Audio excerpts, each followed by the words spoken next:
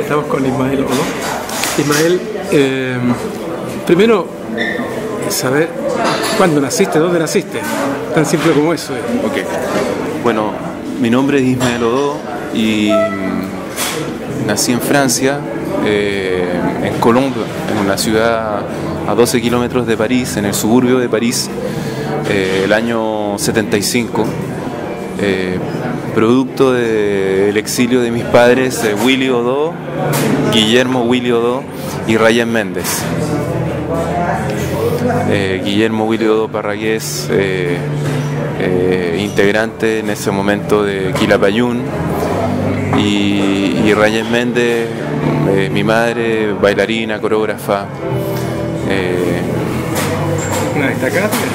¿Perdón? Destacada bailarina. Destacada bailarina, bueno, gracias por mencionarlo. Sí. Eso. El hecho de nacer en Francia, ¿qué significó tu niñez? Estás viviendo con un grupo que está exiliado. ¿Cómo fue esa niñez? Bueno, la niñez en realidad fue una niñez bastante, te diría, luminosa, porque pese a la ausencia de nuestras familias de origen, vivíamos en comunidad, vivíamos todos en Colombes, prácticamente todos vivíamos en la misma torre, no solamente en el mismo barrio de Faucillon, sino que en el mismo edificio de 28 pisos en el que cada familia ligada al Quilapayún, incluso gente que no era parte del Quilapayún, pero que sí tenía relación, como los Gómez Rovira, nos criamos y nuestras madres se ocuparon de formar una familia y vínculos familiares que nos los daba la vida en comunidad. Por muchas razones, porque primero que nada, muy a los inicios, ninguna de ellas, por ejemplo, mientras los quilas salían a trabajar y tenían muchísima actividad en esa época en Francia y en el resto de Europa, y luego en otros continentes, incluso América del Norte o Asia, el Noráfrica. Nuestras madres, mientras eso ocurría, estaban también insertándose en el mundo laboral y estudiantil para quienes también estudiaron. Y entonces el aprender otros códigos, otro idioma, significó también un cierto tiempo de adaptación que te diría duró alrededor de 3-4 años para ellas, y en el que todo giraba alrededor de esta vida en comunidad y en la cual nosotros, niños, éramos el centro. Y eso formó naturalmente lazos de hermanos entre nosotros, sin ser hermanos de sangre. Y son lazos que además, gracias de unas cosas lindas que nos dio el exilio, es que esos lazos permanecieron y son los que hasta el día de hoy nos hace mirarnos con ojos de hermano y teniendo experiencias tan positivas y negativas como las que tenemos entre hermanos, ¿no? Eso, ese te diría que es un primer aspecto del exilio, de lo luminoso, y lo otro tiene que ver con nuestra inserción en el mundo de Francia como otros hijos producto de la inmigración francesa. En nuestro caso tenía que ver con ser hijos de refugiados políticos, que es un estatus, pero hay otros estatus como parte de la inmigración profesional o laboral, el colegio, la república es la que acoge en su seno y que mira a todos por igual. Entonces nuestros compañeros de colegios y eran prácticamente muchos franceses, pero también muchos hijos de inmigrantes que tampoco se encontraban en una situación de gueto para nada, no vivían en su mundo, sino que están integrados, por lo menos ellos, tales como nosotros, en realidades en la casa de una manera y otra realidad en el colegio. La realidad común del colegio con un idioma, y eso fue muy muy enriquecedor. Yo creo que te diría que esa es una de esa Francia multicolor y multicultural la que la enriquece y le da una identidad muy particular y muy heterogénea. Eso. Quisiera pedirte... Eso es lo positivo. Sí, como una imagen de tú con tu madre y tú con tu padre, una imagen que te haya quedado. Ya. Mi madre escogiendo música para sus clases de danza, que siguió siendo fue profesora de danza para distintos centros culturales en Francia, además de tener una actividad incesante también con su compañía de danza, Yaima, en Francia. Y yo, pequeño, cuando nacen los recuerdos, ¿no? Entre los 3, 4, hasta más grande, mi madre siempre cosiendo un vestido o una ropa para su compañía o para sus clases, y escogiendo también músicas muy variadas, ¿sí? Músicas muy variadas para lo mismo, ¿no? Desde Stravinsky, Bartók, Stevie Wonder, cosas muy pop en esa época como George Michael, ponte tú, o cosas como te decía, o más jazz, como Dave Brubeck, o Benny Goodman. O sea, realmente también una paleta sonora muy muy muy ecléctica, y eso es una imagen que conservo muy nítidamente, y yo creo que también fue muy formadora, muy a pesar de mi voluntad, sino que es algo que yo recibí como un regalo y que hoy día soy capaz de reconocer con unos ojos más objetivos quizás. Y con mi padre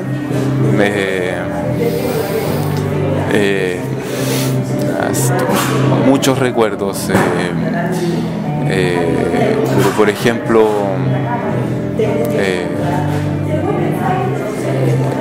todos los aprendizajes así como de los típicos de formadores, de aprender a apoyar el pie derecho para chutearle a la pelota, las primeras sacadas de chucha en bicicleta, aprendiendo a pegarle bien a la pelota, jugando tenis, con consejos así tan aplicables a la vida, como si vas a subir a la red, sube de una vez, no te quedes nunca al medio. Al medio, sí, exactamente. Esas cosas me quedaron para toda la vida, por ejemplo. ¿Y cómo se va traduciendo este desarrollo tuyo? Ya empiezan a pasar los años, estudias algo allá en Francia y ¿qué pasa? ¿Tú dices relacionado a la música? Sí, bueno, vamos a ver cómo llega la música, porque ahí la música la tenía al lado. Claro, la música siempre estuvo presente, por supuesto, gracias al Quila, la actividad permanente de mi padre y sus compañeros, mis tíos, con el Quilapayún. Nosotros hijos éramos muy fanáticos, éramos una fanática incondicional de los conciertos a los que podíamos ir. En general no nos perdíamos los conciertos, tratábamos de asistir y coreábamos las canciones, nos sabíamos los chistes, de las rutinas que surgían, nos interesaban todos los aspectos de los espectáculos, te diría, más allá de los conciertos, sino que el concepto de espectáculo, de toda la parte poética también y teatral, que más allá de lo musical, que desarrolló el Quilapayún y a la que nosotros fuimos muy, muy sensibles también como hijos. Y como te decía también, Francia es un país muy interesado, una cultura muy interesada en todas las formas de expresión artística, sea la música, la pintura, la danza, el teatro y claro, y por supuesto la música cumple un rol muy preponderante y la televisión también cumplía un rol fundamental en eso. Recuerdo las series, los monos japoneses, las canciones, también hay un mundo sonoro que ahí también nosotros absorbimos, de esa generación, como toda la generación de fin de los 70, principios de los 80, donde se creó un mundo laboral específico a eso. Y diría que eso también fue inmensamente influyente en nosotros, más allá de nuestro amor o nuestra descendencia herencia latinoamericana. Yo creo que eso también fue muy, muy importante para nosotros, por eso como segunda generación hay cosas que escuchamos que tal vez, no sé, por eso la llegada al hip hop, por ejemplo, muy tempranamente a nuestros gustos musicales, o artistas como Stevie Wonder o Prince, o el funk, que eran cosas que se escuchaban mucho en Francia, más que el rock, y te diría incluso en una época. ¿Y qué hablabas allá? ¿Francés, español? Español. Teníamos un acento un poco duro en español, pero no era el típico acento francés, sino que el acento de quien tiene el oído, pero que no lo habla completamente y que retoma que hasta el día de hoy a veces retoma muchas expresiones y las traduce literalmente al castellano y no corresponden, y la gente te queda mirando un poco, ¿qué está hablando este gallo, no? Bueno, eso no... ¿Cuándo volviste a Chile? Llegamos, o sea, regresaron mis padres y yo llegué el año... ¿Dónde quedaste allá? O sea, quiero decirte que no es que yo haya regresado, porque yo nací en Francia, ¿me entiendes? Regresaste acá a Chile, sí. Claro, llegué a Chile. Llegaste a Chile. El año 88, fin del 88, o sea, al inicio del 89, digamos. Vinimos y tuvimos un pequeño paso con mi familia, con mi padre y mi madre, por Argentina, de 6 meses, en La Plata, ciudad que acogió mi padre y que nos acogió a nosotros también. Y ahí alcancé a conocer un poco y a hacerme amigos también en el Colegio Nacional de La Plata. ¿Y hablar argentino? Y no alcancé a agarrar el cantito porteño, pero sí recibí un abrazo bastante que hasta el día de hoy recuerdo y sigo cultivando con la gente, los amigos que dejé allá, y fue una experiencia muy importante, muy bonita, antes de conocer Chile y de confrontar todo lo que significaba Chile en mi imaginario, creado mucho en base a mi propia experiencia, esas cosas luminosas, solidarias, de entreayuda, con el país que la dictadura estaba dejando y está dejándole a la concertación de los partidos por la democracia. Fue un choque bastante tremendo en términos de adaptación. ¿Qué dijeron tus padres? Porque no, aquí la realidad... había que apretar los dientes. No había mucho derecho a expresar, sí, pero quiero decir te diría, como a lamentos, ni a puchas, ¿sabes qué me pasa? No, había que apretar los dientes y echarle para adelante. Y me costó un año escolar, te diría, repetí, fue la primera vez que repetía. ¿Dónde fuiste a estudiar? A la Alianza Francesa, porque siendo francés teníamos opciones a beca, según los ingresos de los padres.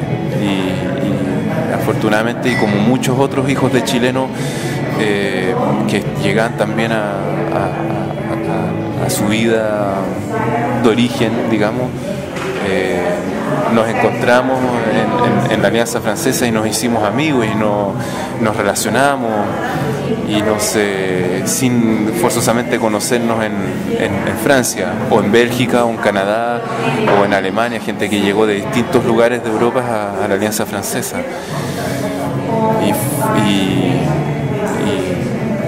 fue muy importante en reencontrarnos con todos ellos y en realidad el bálsamo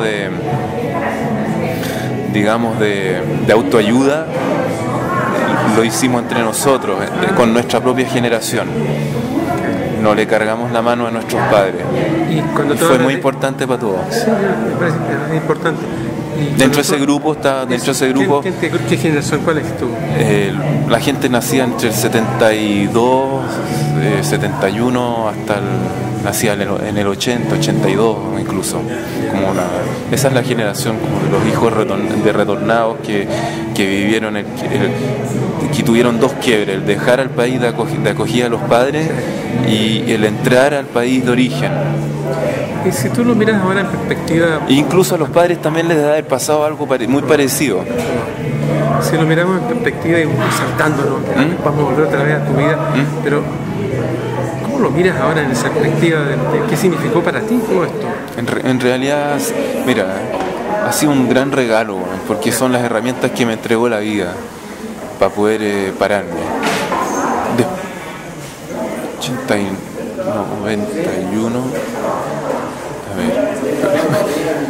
Claro, 2 años y medio, casi 3 años después del regreso de mi padre, de nuestra llegada a Chile, mi padre matan a mi padre en circunstancias nunca dilucidadas. Y eso también fue otro golpe para mí, específicamente. Y ¿qué edad tenías tú ahí? 16 y medio. Y eso fue lo que nos llevó, que estoy incluyendo a mi madre, como y a todo el círculo familiar y parafamiliar, a replantearnos nuestra vida de una manera completa. Fue brutal y al mismo tiempo hubo que sacar herramientas y fue algo. Yo me seguía construyendo como persona. Yo creo que ¿No eso... te surgió una rebeldía? ¿En contra de qué? El mundo. Sí, por supuesto, pero la canalicé como que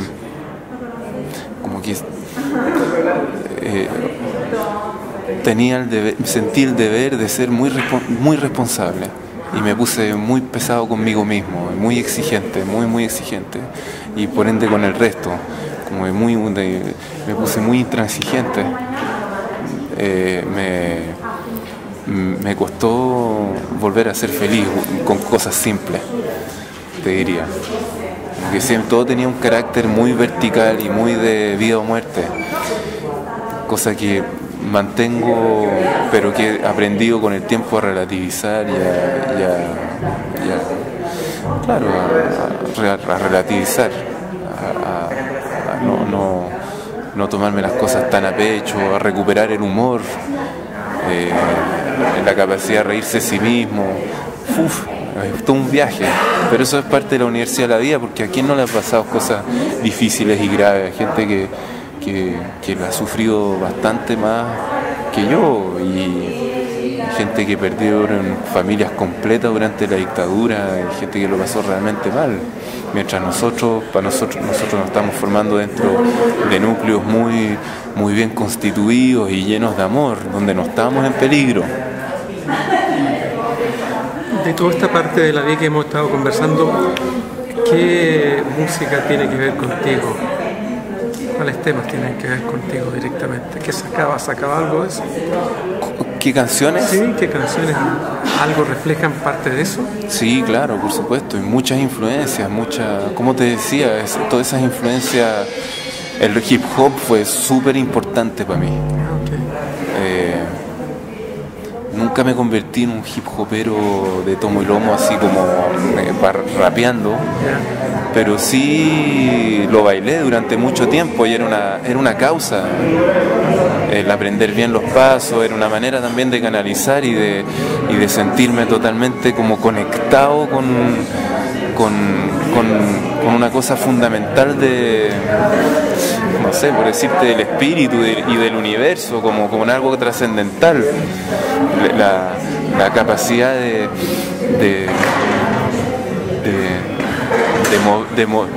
la felicidad de poder moverse dentro de la música, en armonía con esa música, fue súper importante durante un buen tiempo y sanador, muy sanador.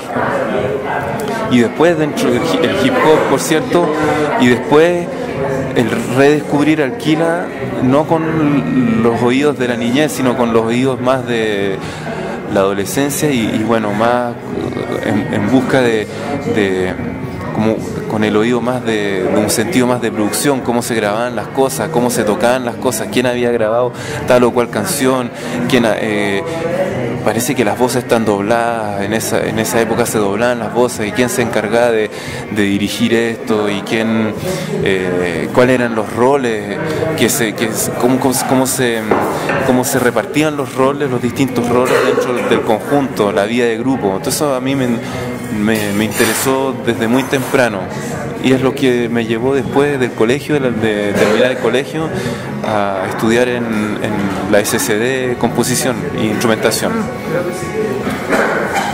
Eso.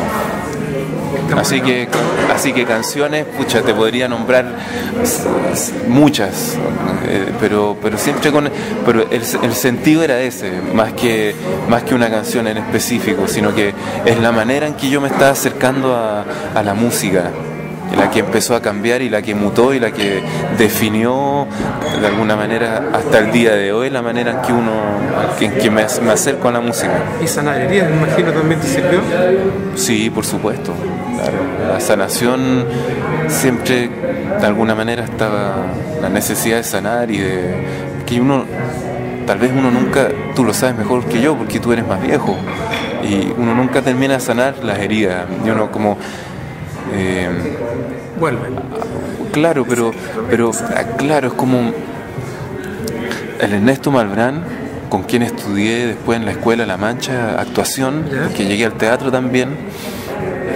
El Ernesto decía, y lo dice muy bien, y él siendo viejo además y con una experiencia también en esto de los quiebres y en los rompimientos de los ideales y las reconstrucciones propias, pero también con un discurso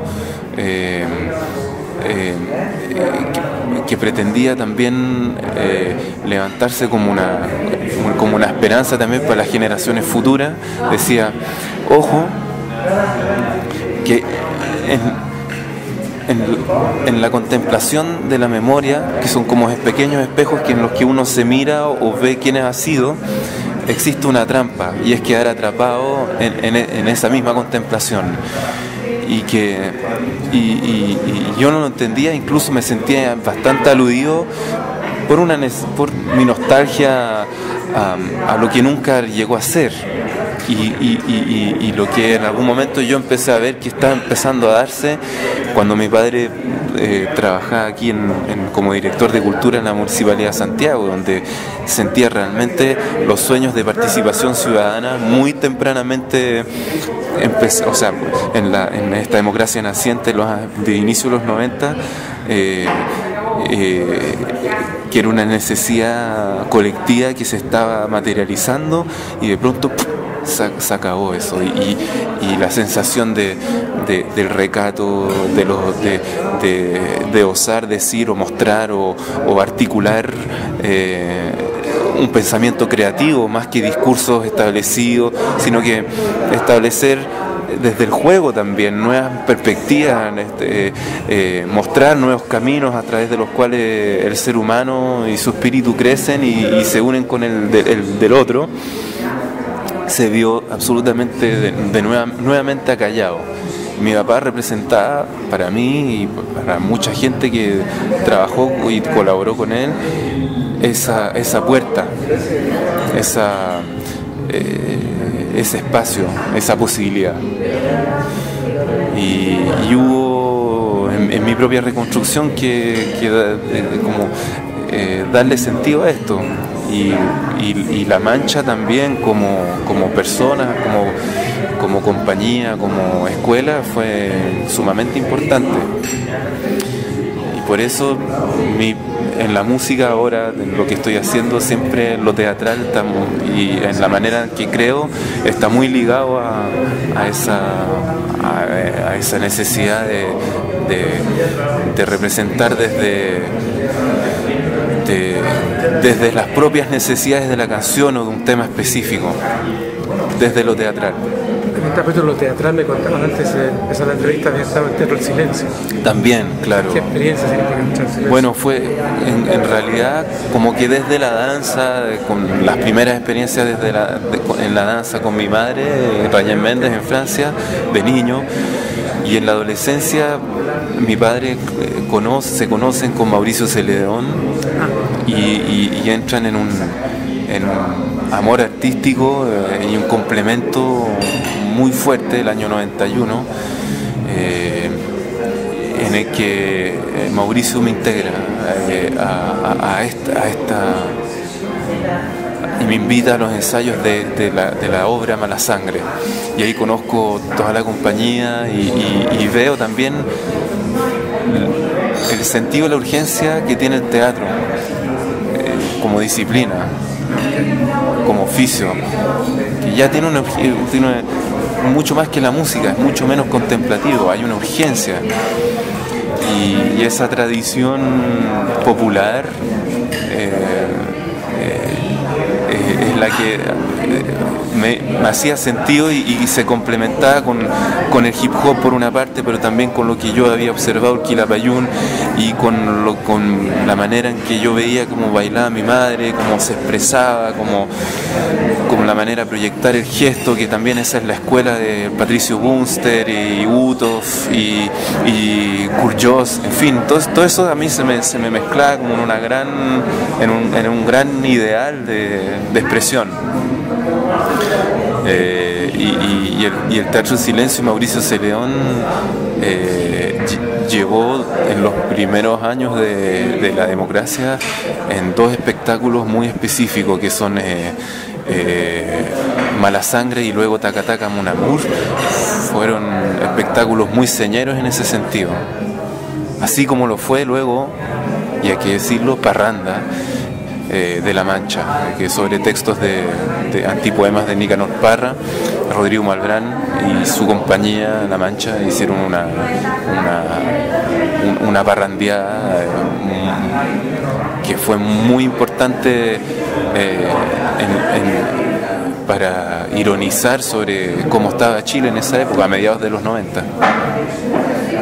Se está cumpliendo el horario que tú tienes para salir, parece. Sí. Muchas gracias. Seguiremos conversando con Ismael Odoa entonces. Quería que lo hagamos mañana para que podáis